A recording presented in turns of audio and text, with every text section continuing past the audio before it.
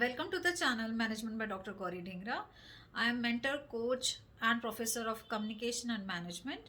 हम लोगों ने पढ़ा था कंपनसेशन मैनेजमेंट का important topic meaning and objectives.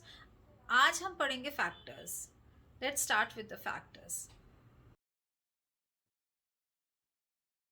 हम लोग स्टार्ट कर रहे हैं फैक्टर्स अफेक्टिंग कंपनसेशन. कौन कौन से फैक्टर्स हैं जो कंपनसेशन या कंपनसेशन पॉलिसीज को इफेक्ट करते हैं. हम स्टार्ट करते हैं पहले पॉइंट से, इंडस्ट्री एंड मार्केट ट्रेंड्स. इसको भी हमने सब डिवाइड किया है इनटू 3 फैक्टर्स. अब देखिए, अगर मार्केट कंडीशन कैसी है, अगर मार्केट कंडीशन में क्या चल रहा है कि बूम पीरियड चल रहा है, रिसेशन पीरियड चल रहा है. अगर रिसेशन पीरियड चल रहा है तो कंपनी इतना पे ही नहीं कर सकती. अगर बूम पीरियड चल रहा है तो कंपनी के पास पावर है पे करने के लिए. तो हम ये भी देखेंगे कि कैसी मार्केट कंडीशन है. उसके बाद सैलरी बेंचमार्किंग देखेंगे, दूसरी कंपनीज क्या सैलरी दे रही है इस पर्टिकुलर लेवल पे, इस पर्टिकुलर पोस्ट पे. उसके बाद हमारे बहुत सारे गवर्नमेंट के रूल्स हैं, रेगुलेशन है, जैसे कि एक्ट्स है, जितने भी लीगल लेजिस्लेशंस हैं उनको भी हम कंसीडर्स करते हैं. लाइक मिनिमम वेज एक्ट है, फेयर पे एक्ट है, मैटरनिटी एक्ट है. तो जो भी एक्ट्स हैं या लेजिस्लेशंस हैं उनको भी हम स्टडी करते हैं before deciding any compensation policy. Second हमारा जो है फैक्टर है that is company performance. Company की कैसे परफॉर्मेंस है. देखिए, कंपनी जो है, पहली पहली बात, फाइनेंशियली स्टेबल है या नहीं है, या उसका स्टेबल ग्रोथ है या नहीं है. अगर वो स्टेबल ग्रोथ हो रहा है तो कंपनी के पास पावर है या कंपनी के पास मनी इन हैंड है to pay higher wages and salaries as well as the benefits to the organisation. उसके बाद हम उसका वेल्थ एस्पेक्ट्स भी देखते हैं कि कंपनी की प्रॉफिट्स तो अर्न हो रहे हैं कंपनी को, बट उसका वेल्थ इज व्हाट, उसको शेयर मार्केट में कितना फायदा हो रहा है, या वो कितना रिटर्न ले रही है by investing the money in shares. तो हम उसको कंपनी की परफॉर्मेंस दो तरह से मेजर करते हैं, on the basis of wealth, on the basis of profits. अगर दोनों अच्छे हैं तो एक अच्छी कंपनी एक अच्छी पे मास्टर बन सकती है. लीडिंग कंपनीज हमने देखी है, बहुत सारी अच्छी कंपनीज है, जैसे गूगल है या टाटा टेक्नोलॉजीज है या फिर विप्रो है, एक अच्छे पे मास्टर्स हैं. तो हमें ये देखना होता है on the basis of financial stability and market position.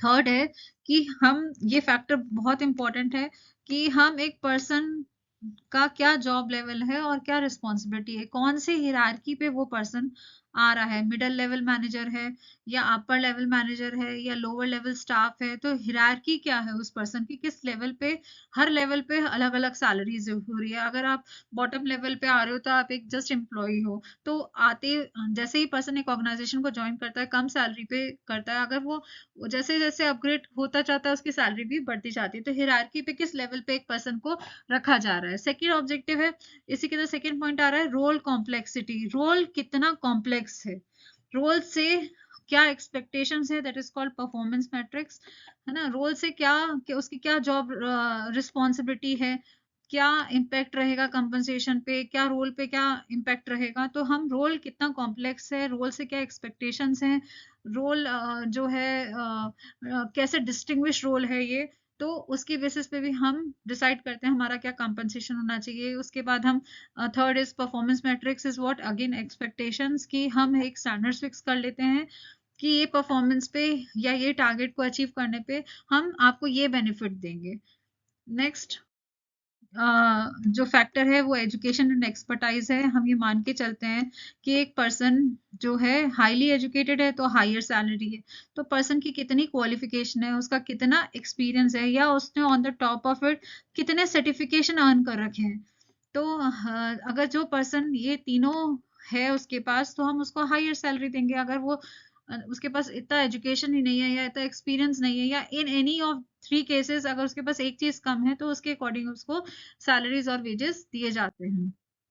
Next is geographical location. हम ये जानते हैं कि एक रीजन है या अर्बन और रूरल पे, या हम ग्लोबली एक पर्सन को ले रहे हैं, तो इंटरनेशनल लेवल एम्प्लॉय है तो हम उसको क्या करेंगे, ज्यादा सैलरी देंगे. रूरल एरियाज पे कम सैलरीज होती हैं, अर्बन एरियाज पे ज्यादा सैलरीज होती है, इवन स्मार्ट सिटीज पे भी ज्यादा सैलरीज हैं. इवन हम ये देखते हैं जो कैपिटल्स हैं उन पे ज्यादा सैलरीज ऑफर की जाती है. तो ये भी जो है हम देखते हैं कि कौन सी ज्योग्राफिकल लोकेशन पे क्या सैलरी देनी चाहिए, ये भी एक बहुत इंपॉर्टेंट फैक्टर है।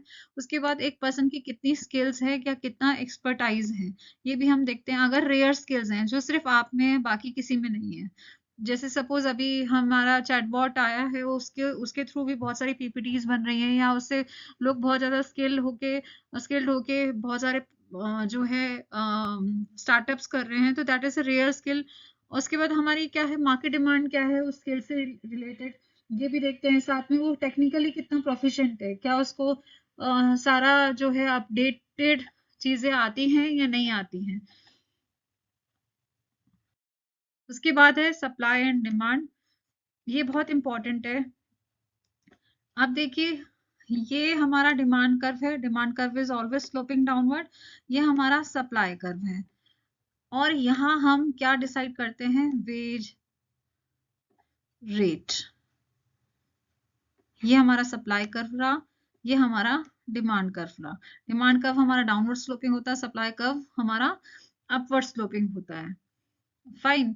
अब यहाँ पे क्या होगा, demand and supply of labour, demand and supply of labour, यहाँ पे आवर्स वर्कड। फाइन। अब जहां पे डिमांड एंड सप्लाई कट करता है, उसको हम इक्विलिब्रियम पॉइंट बोलते हैं, और उसी पॉइंट पे हम वेज रेट को फिक्स कर देते हैं। कीप इन माइंड, अगर हमारी सप्लाई ऑफ लेबर ज्यादा है डिमांड से, सप्लाई ऑफ लेबर ज्यादा है डिमांड से, तो हम क्या करेंगे, हम ज्यादा सैलरीज देंगे या कम सैलरीज देंगे। अगर सप्लाई ज्यादा है तो हम कम सैलरीज देंगे, अगर डिमांड ज्यादा है सप्लाई से तो हम ज्यादा सैलरीज देंगे। तो हम ये भी चीज देखते हैं कि क्या मार्केट में डिमांड और सप्लाई रेशियो चल रहा है। ये एक केस स्टडी है, अगेन एक टेम्को कंपनी की केस स्टडी है। ये 2 क्वेश्चन है, इसकी बेसिस पे, फैक्टर्स की बेसिस पे ये आप सॉल्व करके मुझे मेल करेंगे, मैं आपको उसका जो उसको चेक करके आंसर करूंगी।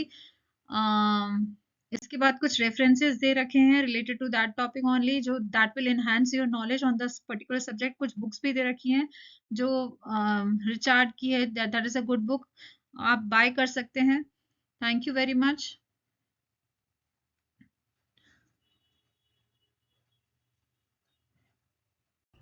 Like and subscribe the channel. आगे की और भी टॉपिक्स के लिए आप इसी चैनल पे बने रहें। Thank you.